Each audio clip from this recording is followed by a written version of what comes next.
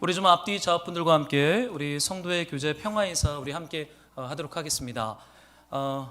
주님 우리와 함께 하십니다. 서로 축복하며 잠깐 우리 교제 인사할까요? 네, 그래요. 한 주간 잘 지내셨습니까? 이제 우리 사순절이 시작이 되었어요. 우리 마태복음 말씀 잠깐 묵상하고 우리 말씀 나누도록 하겠습니다.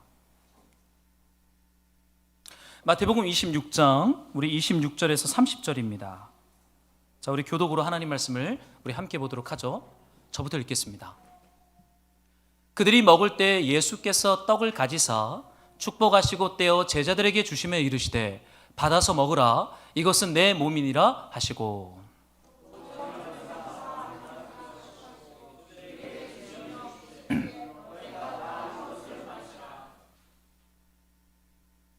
이것은 죄사함을 얻게 하려고 많은 사람을 위하여 흘리는 바 나의 피 곧 언약의 피니라.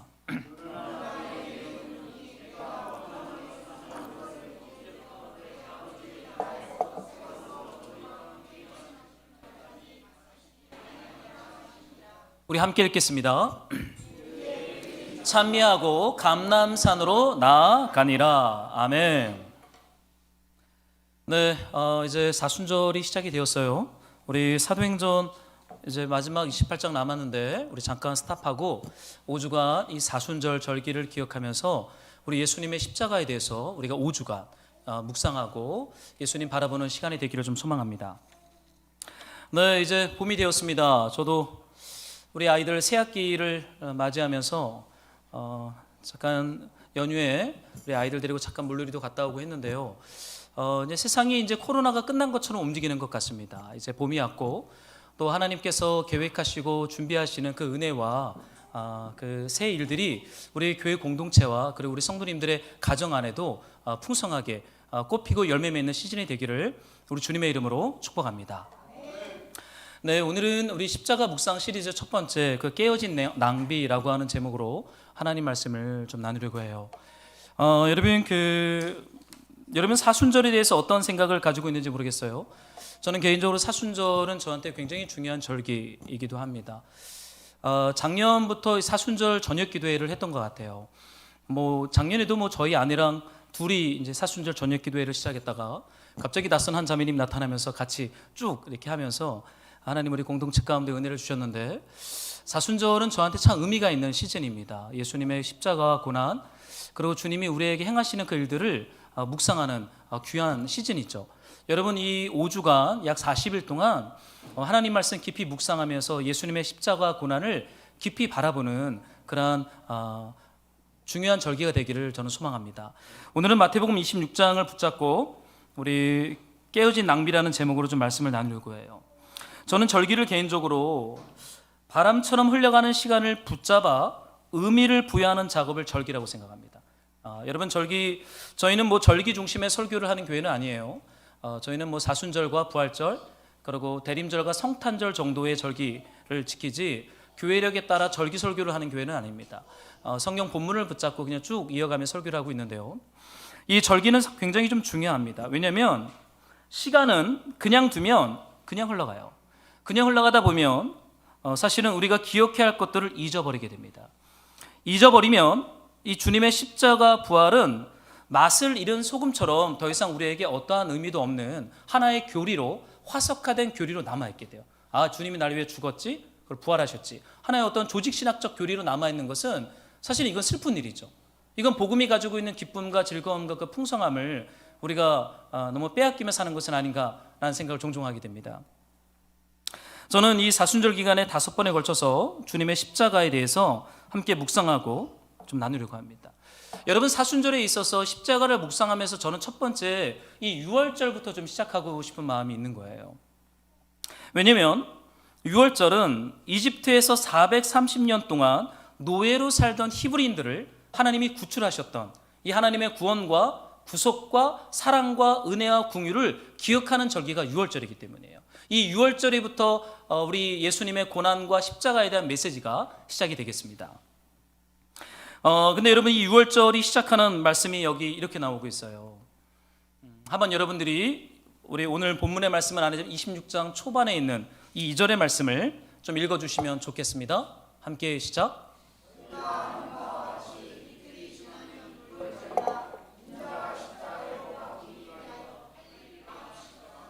네, 예수님의 성만찬 사건이 기록된 이 본문의 말씀이 시작하는 시점은 이 유월절, 이틀이 지나면 유월절일 것이다 라고 예수님 말씀하시면서 그날에 인자가 십자가에 못 박히기 위하여 팔리리라 라는 말씀을 예수님 하십니다. 근데 여러분, 이 유월절을 시작하면서 가장 붙잡고 기억해야 할 사건이 이 마태복음 26장 안에 기록되어 있어요. 이 말씀은 굉장히 중요한 말씀입니다. 이 사건을 우리가 읽고 묵상하다 보면 오늘 같은 자본주의 시대 속에 살아가는 우리 주님의 교회의 얼굴들이 좀 붉게 물들고 좀 창피를 경험하는 느낌을 받을 수 있겠어요. 왜냐하면 이 6월절이 일어났던 한 동네의 여자 사건을 묵상하다 보면 얼굴이 붉어집니다. 우리네 삶이 얼마나 빈곤하고 얼마나 가난한가라는 이 생각을 좀 하게 되는 사건이 여기에 있어요. 이 26장 안에는요, 똑똑한 대제사장들, 12제자들, 그리고 사도들, 여러 사람들이 이 마태복음 26장 안에 기록이 되어 있습니다. 그런데 이 주님의 마지막 유월절을 준비한 한 사람이 오늘 본문에 나오는데, 이 마태복음 26장 안에 종교적 권위를 가진 대제사장들이나 갈릴리 12제자들, 조국의 개혁을 꿈꾸는 정치가 가룟 유다, 그리고 베드로, 어린 여종, 이런 사람들이 아니라 다들 하나님을 사랑한다고 자부하고 있지만 사실은 이 주님의 유월절과 십자가를 깊이 깨달은 사람은 이들은 아니었어요. 대제사장들이나 12제자나 똑똑한 가룟 유다나 이런 사람들이 아니라 이 동네에 있는 전혀 이름도 없고 비주류 동네 베다니에 살고 부정한 나병 환자촌의 남성이 아닌 한 여자를 우리는 오늘 만나게 될 것이고 그녀를 묵상하게 될 것입니다. 여러분, 예수님께서 이 여인의 일을 마태복음 26장 안에 기록하면서 이런 말씀을 하셨어요. 제가 좀 읽어드릴게요. 내가 진실로 너희에게 이르노니 온 천하에 어디서든지 이 복음이 전파되는 곳에서는 이 여자가 행한 일도 말하여 그를 기억하라. 여러분, 너무나 중요한 사건이죠. 예수님께서 예수님의 복음이 전파되는 어떠한 곳에든지, 역사가 지금 2000년이 지난 지금 시점에서도 주님의 복음이 전파되는 곳에서 이 여자가 행한 일을 말해라, 가르쳐라, 선포해라 라고 예수님께서 당부하셨어요. 이걸 마태가 그의 복음서에 기록해 놓고 있습니다. 그렇다면 이것은 예수님의 사순절에 있어서 너무나 중요한 사건이고 우리가 가장 먼저 읽고 묵상해야 할 사건인 것을 발견하게 됩니다.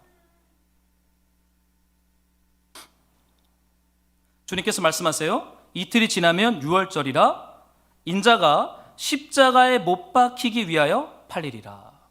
여러분, 예수님의 유월절 그리고 십자가 못 그리고 인자를 팔아버리는 사건이 오늘 본문에 등장하게 됩니다. 그런데 여러분, 이 주님의 사건이 있기 전에 이 26장 안에 참 독특한 질문의 말씀이 있어요. 유월절이 시작되면서 오늘 이 마태복음 26장을 보면 종교 지도자들이 회의를 합니다. 어떻게 예수를 속여서 붙잡아 죽일 것인가 라는 이 회의가 대제사장들과 백성의 장로들 안에서 이것이 회의되어지고 모의가 일어나고 있어요. 근데 여러분, 이 사건뿐만이 아닙니다. 원래 그 사람들은 그럴 수 있는 사람들이에요. 왜요? 대제사장들과 장로들이기 때문에. 그런데 오늘 본문에 우리가 좀 충격적인 사건이 이 마태복음 26장 그 뒤에 나오는데 바로 가룟 유다의 사건입니다. 여러분이 한번 세 번역인데요, 이 15절의 말씀을 좀 읽어주시면 좋겠어요. 함께 시작.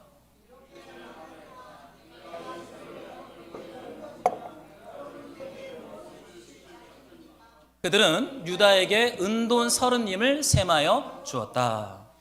제가 26장을 읽고 묵상하면서 제 마음에서 떠나지 않았던 질문이 이 질문이에요. 내가 예수를 여러분에게 넘겨주면 여러분은 내게 무엇을 주실 작정입니까? 저에게 무엇을 줄 것입니까? 이 질문을 누가 하고 있어요? 예수님의 12제자 중에 한 사람인 가룟 사람 유다가 내게 무엇을 줄 작정입니까? 라는 이 질문을 합니다.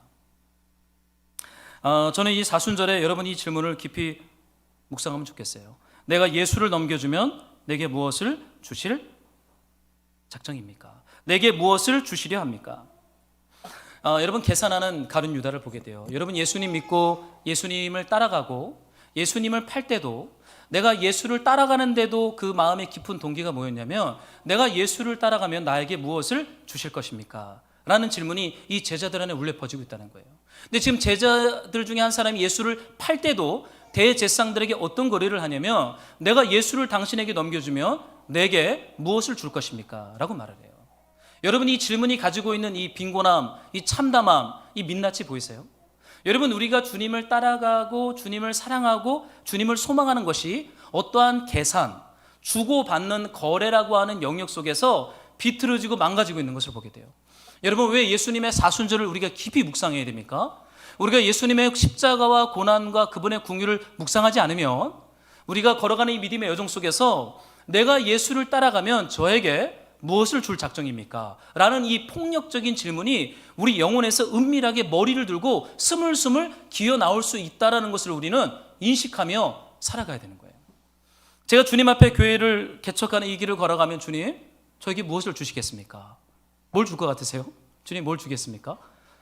사랑을 주세요. 예, 그럼 좋겠죠. 근데 사랑만 주면 저는 못 가요. 한때는 개척하면서 이 질문을 저는 안 했던 것 같아요. 그냥 이제 그냥이라기보다는 이제 개척할 때가 됐으니까 오랜 시간 기도해 있고 준비했으니까 요이 땅 하고 개척을 시작하는 건데 이 개척의 여정을 걸어가면 걸어갈수록 제 주님 앞에 드리는 질문은 주님 저에게 무엇을 주실 것입니까? 이 사순절 저녁 기도회를 하루도 빠짐없이 다 하고 나면 주님 저에게 무엇을 주시겠습니까? 작년에는 뭘 줬냐면요 성도님들 몇 가정을 주셨어요. 기억나세요? 성도님들 몇 가정이 오셨습니다. 그럼 제가 올해도 뭘 기대하겠어요? 사순절 저녁 기도회를 제가 사람들이 오든 안 오든 매일 하면서 주님 저에게 무엇을 주시겠습니까? 이번엔 8가정을 주리라. 아멘이 아무도 안 나오네요. 제가 그런 비뚤어진 욕망을 가지고 사순절 저녁 기도회를 할 수도 있다는 거예요. 왜냐하면 우리가 사람이기 때문에. 세월이 흐를수록 우리가 주님과 맺는 이 깊은 사귐이 없으면 우리는 거래를 할 수 있어요. 예수님을 따라갈 때도, 예수님을 부인할 때도, 예수님을 팔 때도 우리가 무엇을 주시겠습니까라는 이 너무나 비뚤어진 이 질문들이 우리 안에 올라올 수 있다는 거예요. 그런데 여러분 오늘 본문에 참 독특한 한 여인이 나옵니다. 여러분이 한번 이 예수를 죽이려고 하는 회의와 예수를 팔려고 하는 배반의 사이에 끼어있는 이 사건의 말씀을 좀 읽어주면 좋겠어요? 시작.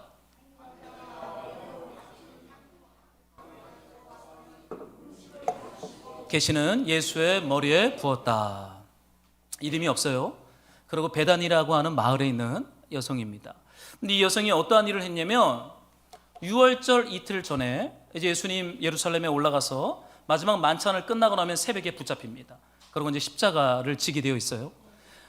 모두가 다 내게 무엇을 주실 것입니까? 라고 하는 은밀한 질문을 가지고 예수를 따라가고 예수를 쫓고 있는데 이 이름 없는 여자가 갑자기 오더니 매우 값진 향유 한 옥합을 이 낯선 남자에게 식사 중에 있는데 머리부터 그 향유 옥합을 다 쏟아버립니다. 근데 여기에 있는 중요한 표현이 있어요. 매우 값진 향유 옥합이다 라고 말하고 있죠. 근데 그것을 우리 예수님께 이 여인이 쏟아 부으면서요 아무런 질문을 하지 않는다는 거예요. 어떠한 것도 요구하지 않습니다. 침묵이 오고 가고 이것을 예수님의 죽음과 고난을 주님의 장례를 묵상하면서 예수님의 온몸에 아주 값진 매우 값진 향유 옥합을 깨트려서 그분의 몸에 바르기 시작합니다. 여러분 이 쏟아 부음의 행위를 하면서 이 여인은 아무 말을 하지 않아요. 여러분 얼마나 귀해요. 자신이 가장 아끼는 것을 드리면서 아무 말을 하지 않아요. 내게 무엇을 주시려 합니까? 이 질문이 울려 퍼지지 않고 있습니다. 침묵과 엎드림, 쏟아 부음의 행위만 지금 베다니 마을의 한 집에서 있을 뿐이에요. 이 행위를 통해서 무언가를 도모하거나 기대하지 않습니다. 여러분 왜 그래요? 저는 이 여인을 좀 깊이 묵상하다가 어쩌면 이미 받아야 할 것을 다 받았기 때문인지 모르겠어요. 여러분 이 여인이 값진 향유를 왜 깨트려 부어드립니까? 그리고 내게 무엇을 주실 작정입니까? 라고 하는 그 은밀한 질문의 거래를 왜 하지 않아요?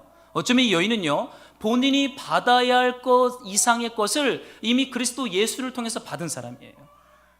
베단이라고 하는 동네와 나완자촌이라고 하는 율법이 말한 부정한 사람들이 사는 그 동네 이름 없는 여인이에요. 뭐 혹자들은 마리아라고 말하는데 이 마태복음에서 이름을 밝히지 않고 있어요. 그냥 베다니 한 여성입니다. 이름도 없고 부정한 나병 환자 촌에 살아요. 예수님이 그 동네를 수없이 오고 가셨죠. 그러면서 나환자들을 치료하시는 치유와 기적을 보셨습니다. 아마도 이 여인이 그 여정 속에 그리스도의 사랑과 메시아의 은혜와 긍휼로 이 여인의 온 삶이 회복되었는지 모르겠어요.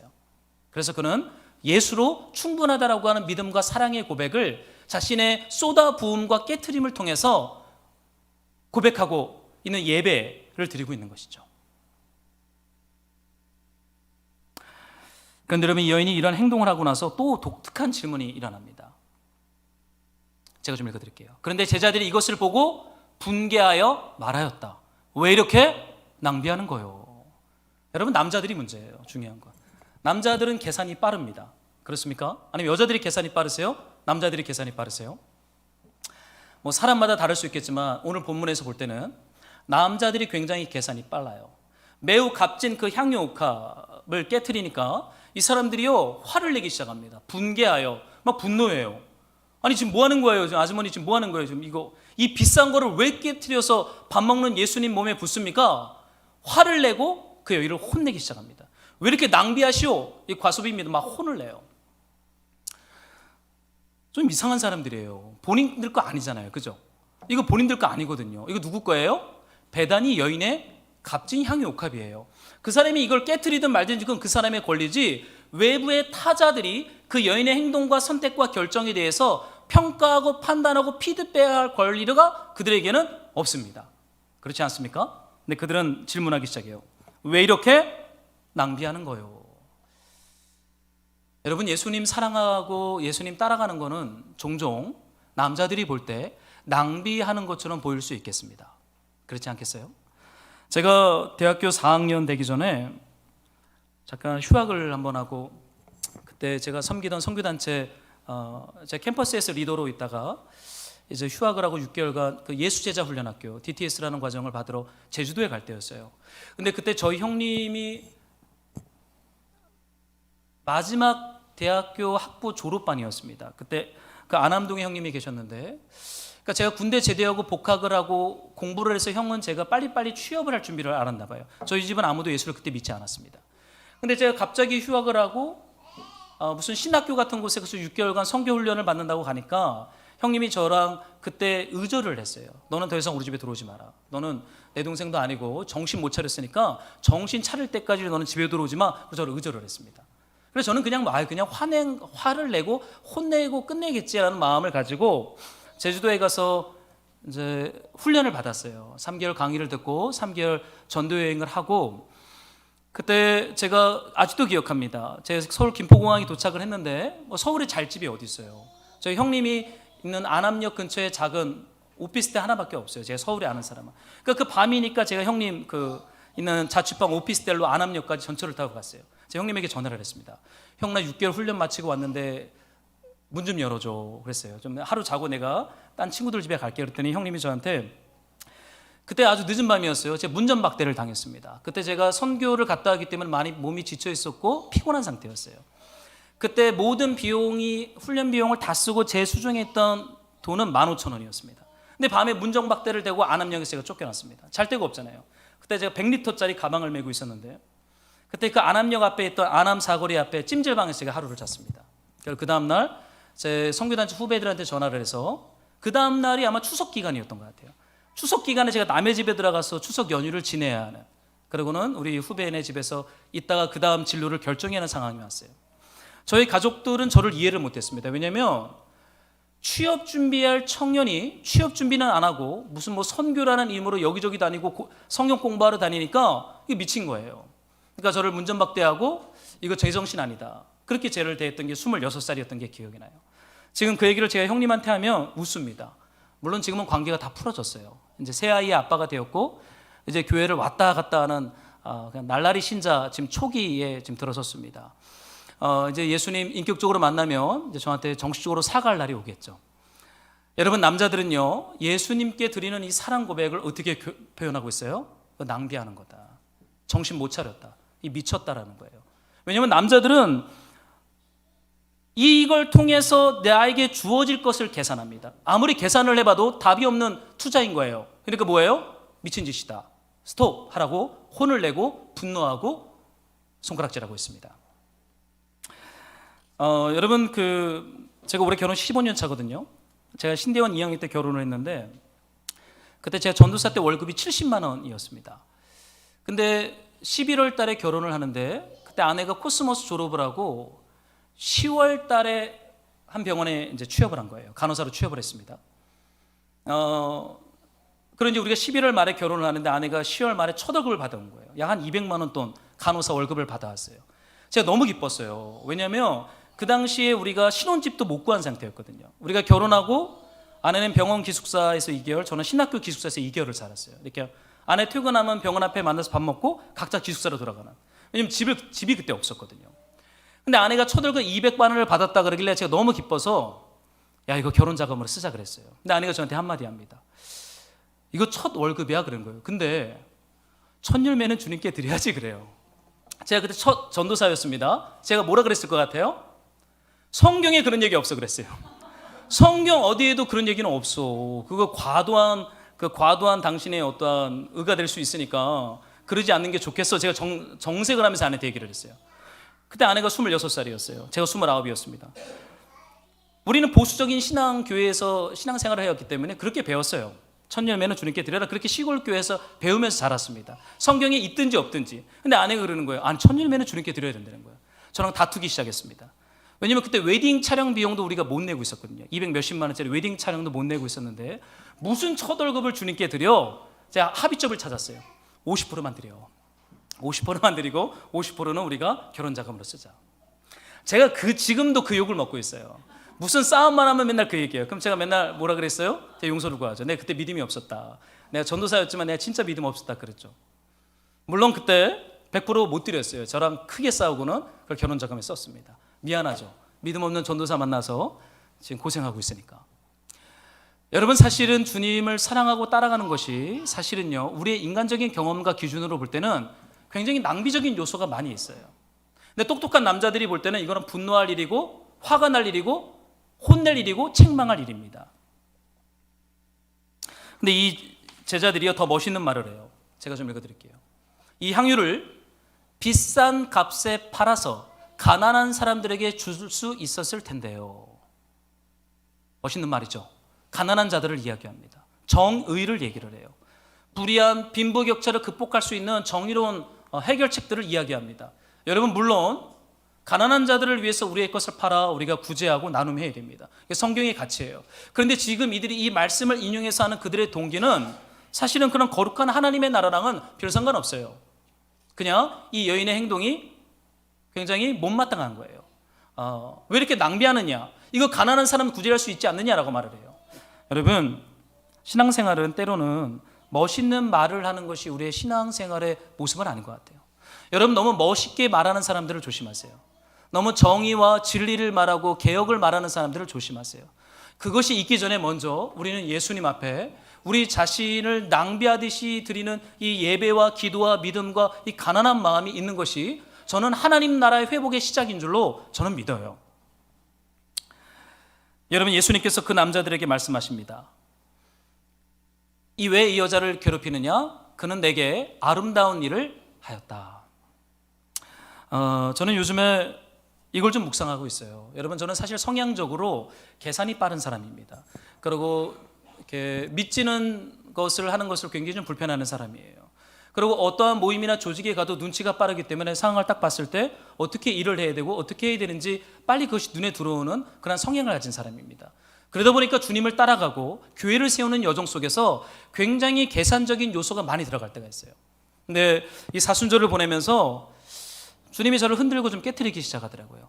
여러분 계산하는 것이 계산한다고 해서 하나님의 나라가 세워지는 것도 아니에요. 여러분 낭비한다고 해서 뒤처지는 것도 아니에요. 때로는 주님을 따라가고 주님을 살아가는 것이 우리의 어떠함과 전혀 상관없이 낭비하는 것 같고 잃어버린 것 같고 지는 것 같고 패배하는 것 같지만 그런 방식으로 우리 주님 오실 길은 준비되어지고 주님의 교회는 세워지고 하나님의 나라는 저는 확장될 줄로 저는 믿습니다. 최근에 한 번 또 싸운 게 있어요. 아내가 이제 파트타임 간호학원에서 강의를 시작했어요. 뭐 일주일에 한 9시간 강의를 합니다. 뭐 얼마 벌겠어요? 시급을 받는데 뭐 대략 뭐 100만 원 좀 적게 강의하고 강의비를 받아요. 근데 저한테 저는 이제 좀 생활이 더 풀리겠구나 좀 기대하는 마음이 있었어요. 그래서 저한테 오더니 그러는 거예요. 이제 선교사님들한테 대부분을 보낸다는 거예요. 그래서 저랑 또 싸우기 시작했습니다. 아니 왜 당신이 버는 월급을 선교사님들한테 보내? 제가 좀 다투기 시작했어요. 우리 안 그래도 지금 생활이 퍽퍽한데 생활비를 쓰자고 지금 다투기 시작했습니다. 그 아내가 또 한 말을 하는 거예요. 내가 버는 것이고 내 돈이니까 내가 결정할게. 제가 또 할 말이에요. 그리고 또 꺼내는 게 15년 전 그 결혼 그 지창금 얘기를 또 꺼내는 거예요. 제가 꼬리를 확 숙이고 항복했어요. 제가 얼마나 계산에 능한 자인 것을 발견하게 돼요. 그리고 하나님 앞에 아무런 가치 없는 낭비를 하는 것을 도무지 못하는 존재인 것을 제 주님 앞에 뵙게 돼요. 그리고 깨닫게 됩니다. 그리고 이렇게 말씀 준비하다가 토요일 날 제가 보통 예배당 와서 보통 기도하는데 얼마나 제가 그 제자들 같은지요. 왜 이렇게 낭비하느냐 계산하면서 내게 무엇을 주시려 합니까? 이 짓을 하고 있는 저를 발견하게 된 거예요. 여러분 예수님의 십자가 앞에 설 때 우리가 주님을 통해서 무엇을 받으려고 하는지 아니면 그냥 주님 때문에 나를 낭비하듯이 깨트리면서 주님을 따라가고 있는지는 십자가에서 우리를 주님이 이렇게 MRI로 찍듯이 우리를 드러냅니다. 그때는 얼굴이 빨개지는 거예요. 그래서 사순절이 되면 얼굴이 빨개집니다. 사순절이 되면 주님 때문에 우리가 눈물을 흘리게 됩니다. 그리고 내가 얼마나 욕망과 계산에 사로잡혀 있는 존재를 주님은 우리를 깨닫게 하고 있어요. 근데 저는 이 베다니 여인의 이 낭비 사건을 예수님의 성만찬 말씀과 좀 연결해서 묵상을 하면서요. 여러분 이 사건이 있은 다음에 이제 유월절이 준비되어지고 식사가 준비되어지고 그들과 함께 식사를 하기 시작합니다.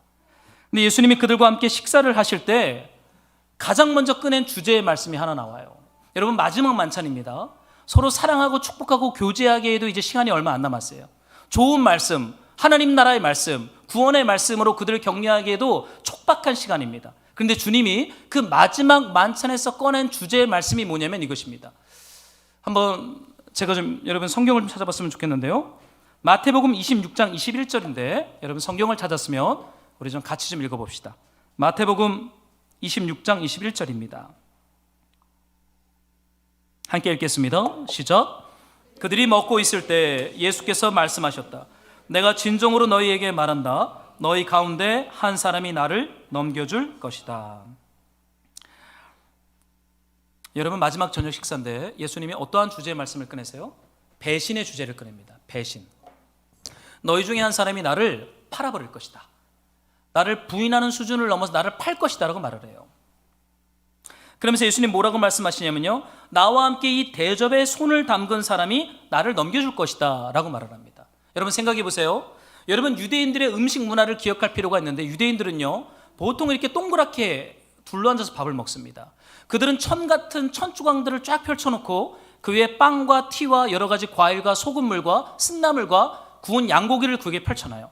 그리고 먹는 거예요. 근데 그들은 보통 식사를 할 때 45도 정도 몸을 이렇게 반 누워서 아주 긴 시간 동안 대화를 하면서 먹어요. 제가 이걸 언제 경험했냐면 제가 카자흐스탄에 선교할 때 그 현지인 사역자들과 식사를 하는데 제가 깜짝 놀랐어요. 바닥에다가 천 같은 거를 펼쳐요. 그리고는 추운 나라다 보니까 기름에다 밥을 막 볶습니다. 기름밥이에요. 그리고 기름밥을 잔뜩 퍼오고는 티랑 바게트 같은 무교병 같은 빵들을 펼쳐놓고는 2-3시간 밥을 먹어요. 근데 그들이 밥을 먹는데 밥 먹다가 갑자기 뭐 눕는 거예요. 무슨 뭐 이렇게 무례한 사람들이 있나. 저는 양반다리 딱 하고 밥을 먹거든요. 반쯤 누워서 먹고 웃고 떠들고 노래하고 그러면서 축제처럼 밥을 먹어요. 매일 점심마다. 점심을 꼭 같이 먹었거든요. 얼마나 재밌게 먹었는지 몰라요. 여러분 예수님이 먹는 마지막 성만찬은 우리처럼 식탁에 앉아서 먹는 거룩한 식사가 아니에요. 천조가리 쫙 펼쳐놓고 빵 풀어놓고 티 풀어놓고 소금물 과일 양고기 풀어놓고 막 먹습니다. 먹다가 누워요. 요한복음에 보면 예수님이 사랑하는 제자가 예수님의 가슴에 안겨있다는 말씀이 나오죠. 이런 배경이 있는 거예요. 근데 여러분 생각해 보세요. 12명과 예수님이 밥을 먹는데 접시에 손을 담근 사람이 나를 팔 것이라고 예수님 말씀하세요. 여러분 접시에 손을 담그는 사람이 어떻게 가룟 유다 하나겠어요? 접시에 손을 담그지 않고는 밥 못 먹어요. 모두가 다 접시에 손을 담그고 있어요. 그런데 이 대화가 오고 가는 과정 속에 주님께서 가룟 유다에게 얘기하다가 가룟 유다가 이렇게 질문합니다. 주님 나는 아니지요. 라고 대화를 해요. 질문을 해요. 그러니까 예수님이 이렇게 말씀하십니다. 너가 말하였다. 그게 무슨 말이에요? 가룟 유다, 너가 나를 팔 것이다 라고 말하고 있는 거예요. 근데 여러분, 이 말씀을 우리가 잘 볼 필요가 있는데, 여러분 한번 생각해 보세요. 지금 가룟 유다와 예수님의 대화가 모두가 들을 수 있는 공적 대화의 모습으로 이 대화가 진행이 되었을까요? 가룟 유다가 주님 저는 아니지요. 그때 예수님이 너가 말했다, 너가 범인이다 라고 할 때 모든 제자들이 이걸 들었겠습니까? 그렇지 않죠. 지금 가룟 유다와 예수님만이 들은 거예요. 이건 은밀한 사적 대화입니다. 그렇다면 귀에다가 쏙닥쏙닥 말할 수 있는 거리에 가룟 유다가 있어야 되는 거예요. 예수님은 여기에 있고 저 끝에 가룟 유다가 있다면 너가 말하였다 그럼 제자들이 난리 나는 거죠. 야, 가룟 유다가 예수님을 판대. 이러지 않겠어요? 근데 그런 사건이 본문에는 나오지 않아요. 그러니까 가까운 거리에서 귀에 은밀하게 쏙닥쏙닥 말할 수 있는 거리에 가룟 유다가 있는 거예요. 여러분, 요한복음에 보면 이 사건을 굉장히 구체적으로 요한복음이 기록하고 있는데, 그 말씀에 보면 사도 요한이 예수님 품에 안겨서 주님 그 사람이 누구입니까? 라고 질문합니다. 여러분 상상해 보세요. 예수님의 품에 안겨 있다는 건 사도 요한이 지금 예수님 오른편이든 왼편이든 바로 옆에 앉아 있는 거예요. 그렇다면 예수님께서 요한복음에 의하면 물에 떡을 찍어서 사도 요한에게 주매, 가룟 유다에게 주매 그가 그것을 받아 먹습니다. 그러면 쏙닥쏙닥 말할 거리와 손으로 줬을 때 먹을 거리라면 많은 신학자들이 보기로 가룟 유다는 예수님 바로 맞은편에 앉았다. 한편에는 사도 요한, 한편에는 가룟 유다가 앉았다라고 우리는 발견하게 되는 거예요. 여러분, 사실은 이런 배신자에게 영광스러운 가까운 자리를 줄 이유가 있어요? 여러분이 만약에 조직의 대표라면 여러분을 배신하고 가는 사람에게 가까운 자리에 리더십을 주시겠습니까? 여러분 어떠세요? 주겠어요? 절대 안 주죠. 사람은 절대 안 줍니다. 나를 배신하고 나를 팔 사람이에요. 근데 그 사람에게 가까운 거리에서 나랑 밥 먹자라고 옆에 앉혀놓겠어요? 인간적으로 이건 거의 불가능한 겁니다. 힘들어요. 근데 예수님은 가룟 유다를 그 옆자리에 두셨어요. 그리고 저녁 마지막 식사를 준비하는 자리에서 가까운 영광스러운 자리에 가룟 유다를 두고 그와 은밀한 사적 대화를 하십니다. 여러분, 예수님이 의도하는 게 뭐예요? 배신의 마음을 돌이켜라 라고 하는 촉구예요. 너가 이렇게 가다가는 죽어. 너가 은 30냥 맞다가는 죽어. 돌이켜라고 하는 예수님의 간절함이 이 안에 담겨져 있어요. 여러분, 우리는요 인색한 존재들입니다. 우리는 사랑을 낭비하지 못해요. 우리는 우리 손에 주어질 것이 무엇입니까? 라고 하는 질문을 하면서 그것이 확실한 것에 대해서 우리는 투자하고 우리는 준비하고 들어갑니다. 그러나 예수님은요 낭비하기 시작하는 거예요. 나를 배신할 팔 사람조차도 옆자리에 근접한 자리에 두고는 손에 떡을 묻혀서 주면서 귀에 속삭이면서 너다 라고 말하는, 저는 진짜 낭비하는 분이 예수 그리스도인 것을 발견하게 돼요. 여러분, 제자들 계산하며 낭비할 수 없는 우리가 어떻게 변화될 수 있어요? 이 예수님의 낭비하시는 그분의 마음과 은혜에 우리가 직면할 때 우리는 사실은 깨어지고 그분의 마음을 알아 우리도 아무런 조건 없이 그분을 따라가고 사랑하며 그 복음을 위해 살아가는 낭비하는 자리 가운데 저와 여러분들이 저는 나아가게 될 줄로 저는 믿어요.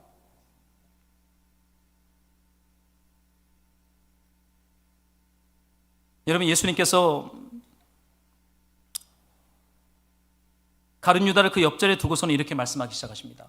한번 여러분들이 좀 말씀을 읽어줬으면 좋겠는데요. 한번 26장 26절을 같이 한 번만 읽어주시면 좋겠습니다. 함께 시작.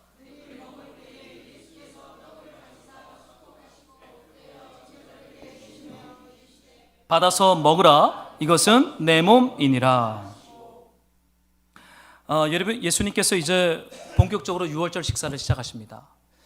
그런데 이 식사를 할 때 보통 여러분 유월절 식사를 할 때는 빵을 들어서 빵을 먹을 때 전통적으로 드리는 기도문이 하나 있어요. 그 기도문이 뭐냐면 이렇게 나와 있어요.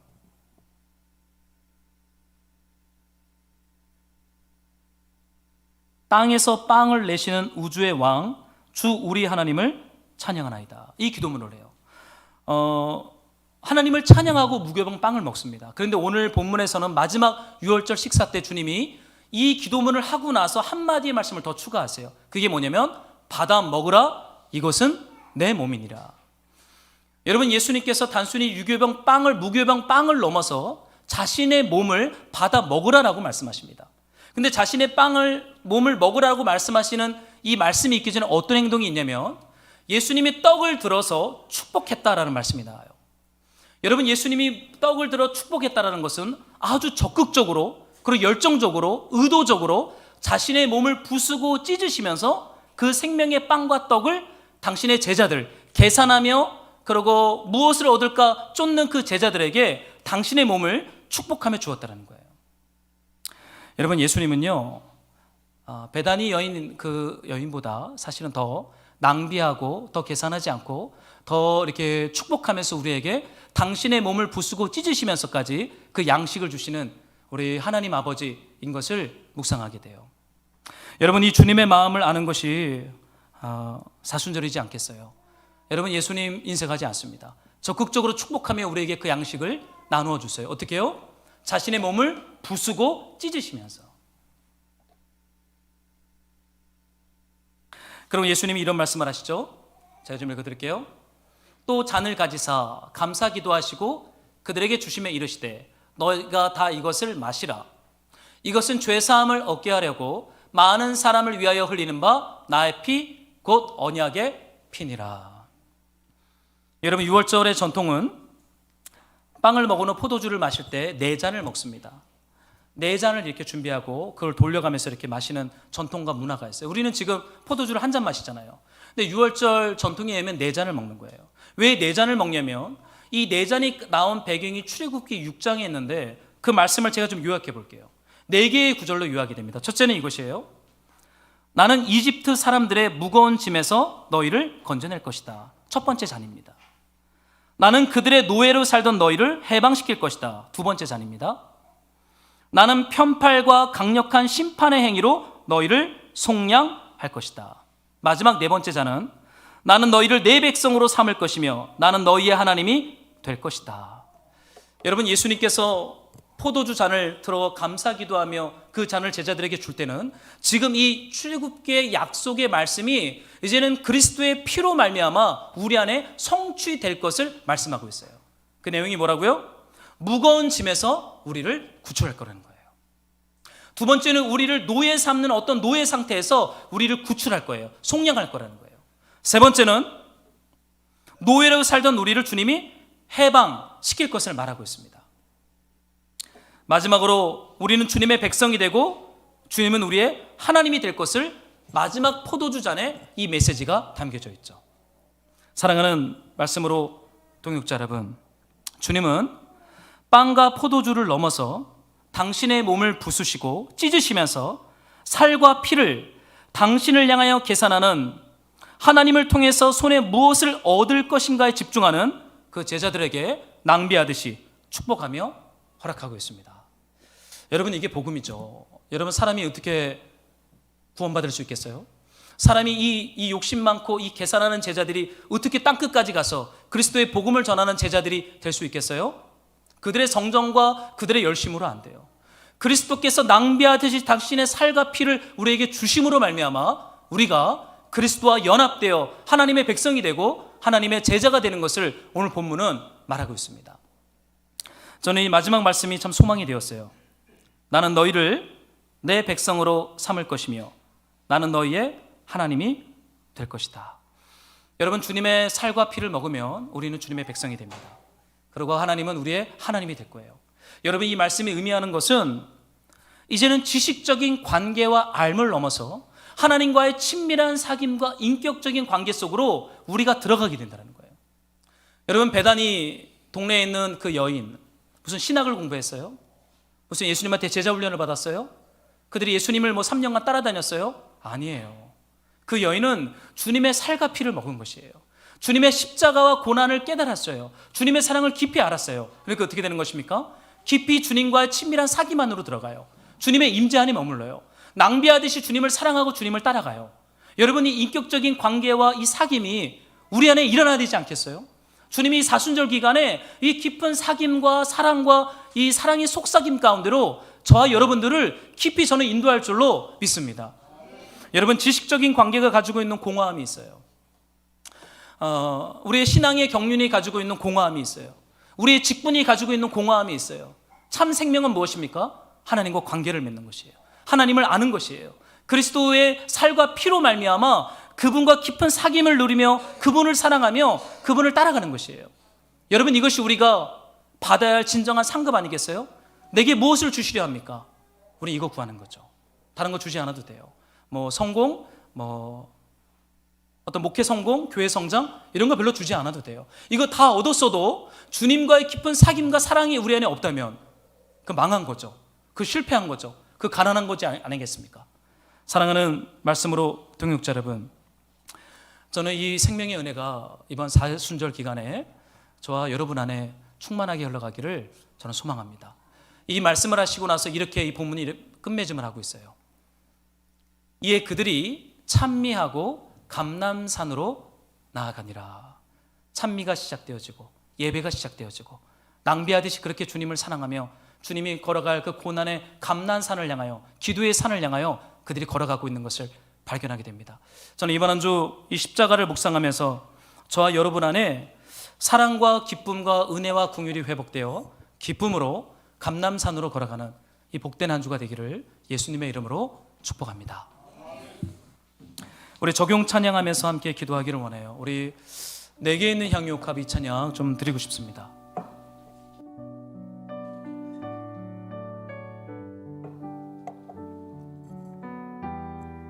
우리 예수님의 살과 피를 기억하면서 우리 이 찬양을 주님께 고백합시다. 내게 있는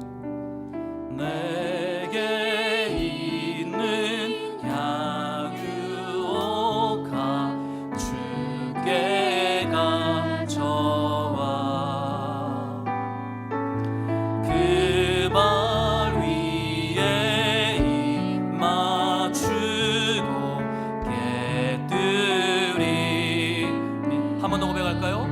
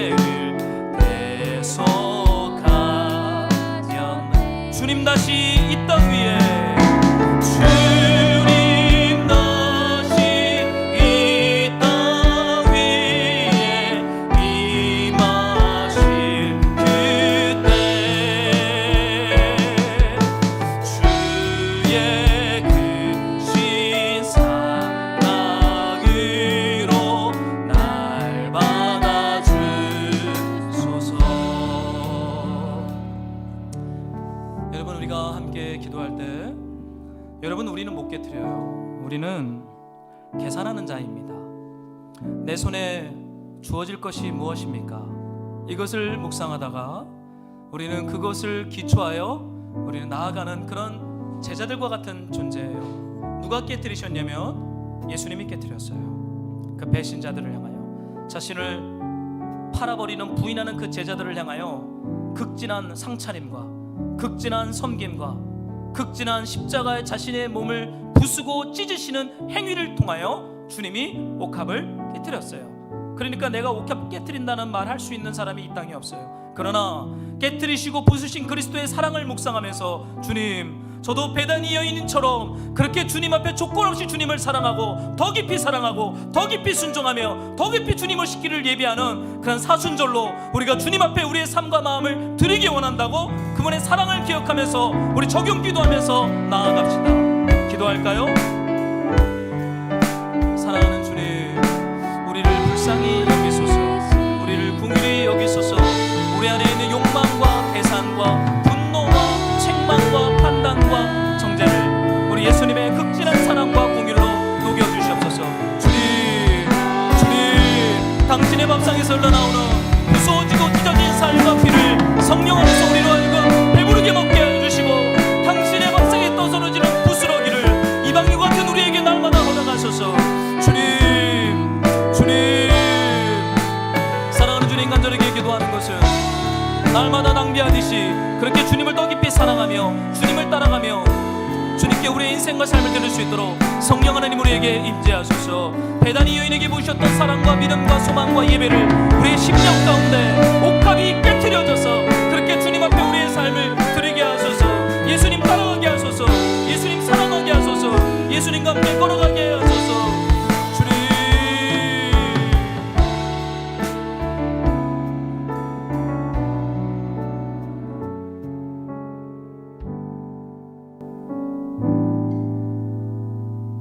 사랑하는 하나님, 특별히 기도하는 것은 우리가 날마다 하나님과 계산하며 싸우며 우리 손에 무엇을 주실 것입니까? 라고 공격적으로 질문했던 우리를 주님, 당신의 사랑과 은혜로 용서하시고 당신의 옥합을 깨뜨리신 그리스도의 사랑과 은혜를 더 깊이 깨달아 알게 하여 주시옵소서.